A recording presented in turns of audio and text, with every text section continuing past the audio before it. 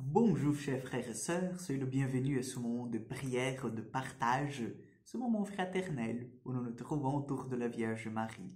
Je vous invite déjà à faire le signe de la croix avec moi et à commencer ce moment d'intimité avec le Seigneur. Au nom du Père, du Fils et du Saint-Esprit, Amen. Je vous salue Marie, pleine de grâce, le Seigneur est avec vous. Vous êtes bénie entre toutes les femmes, et Jésus, le fruit de vos entrailles, est béni. Sainte Marie, Mère de Dieu, priez pour nous pauvres pécheurs, maintenant et à l'heure de notre mort. Amen.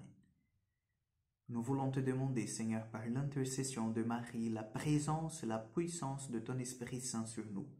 Lui qui vient nous guider, lui qui vient nous orienter, lui qui vient être, Seigneur, notre espérance, notre lumière dans ce combat ici-bas.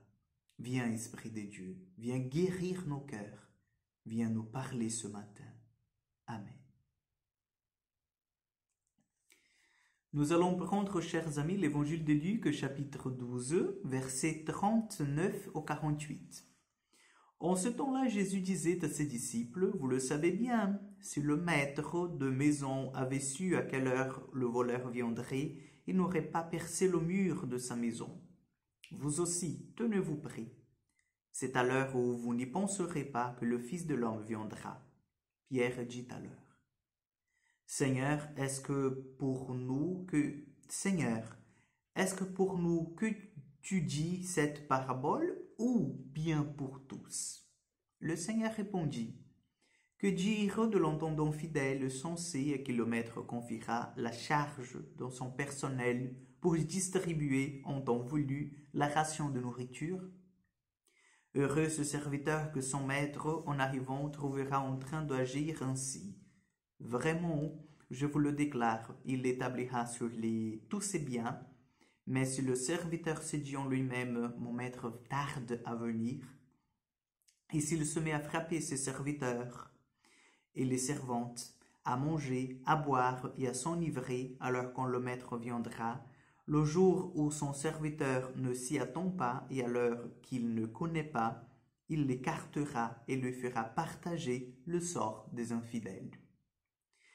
Le serviteur qui, connaissant la volonté de son maître, n'a rien préparé, n'a pas accompli cette volonté, recevra un grand nombre de coups.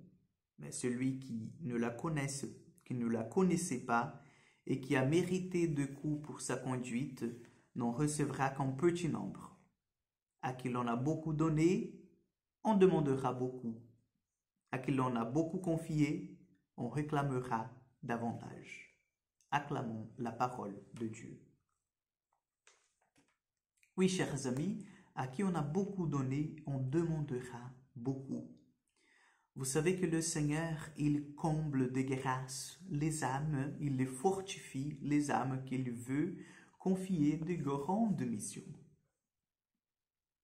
Voyons que dans l'histoire de l'Église, par exemple, que plusieurs saints ont été en fait comblés par des grâces extraordinaires, déjà, ordinaires du jour au jour, mais extraordinaires aussi, c'est le cas de Padre Pio, n'est-ce pas, que vous le connaissez très bien, Thérèse d'Avila aussi, puisque nous sommes là le mois d'octobre, nous parlons des grâces mystiques de Thérèse d'Avila.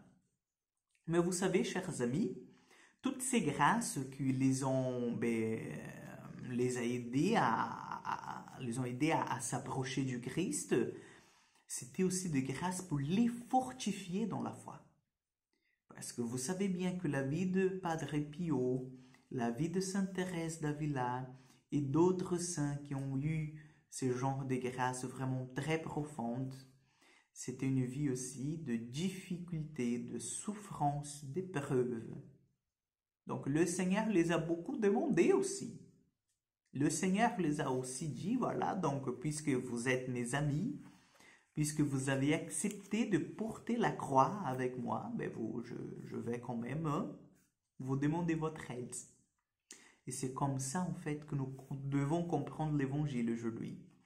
Nous avons beaucoup reçu du Seigneur. Vous pouvez vous dire, oui mon Père, mais moi à côté de Père Pio et de Padre Pio et de Sainte Thérèse d'Avila, qui suis-je? Nous nous avons tous reçu de grâces très profondes. Déjà, la première grâce, c'est la grâce de notre baptême, n'est-ce pas? Que nous ne voyons pas, mais qu'elle est là. Elle est là où nous, ce grain qui est là, qui a été en fait lancé dans notre âme par en fait ce sacrement du baptême, notre foi, elle est toujours là. L'espérance, la charité. Donc nous avons beaucoup reçu du Seigneur et nous recevons encore au fur et à mesure que le temps passe. Mais le Seigneur nous demande aussi. C'est pas seulement que recevoir, c'est de donner aussi, vous voyez, parce que comme dit la parole de Dieu, a plus de joie en faire en don, en donner, que de recevoir, n'est-ce pas?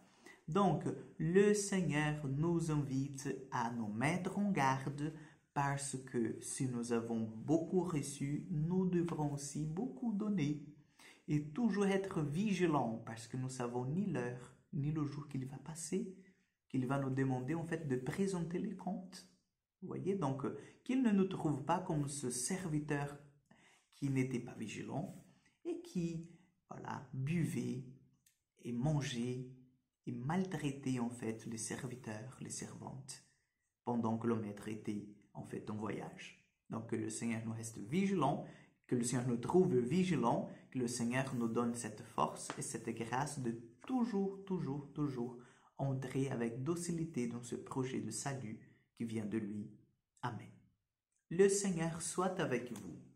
Que Dieu Tout-Puissant vous bénisse et vous garde, le Père, le Fils et le Saint-Esprit. Amen. Que Dieu vous accompagne, chers amis. Bonne journée à vous et que la grâce de l'Esprit Saint soit toujours sur vous. Amen.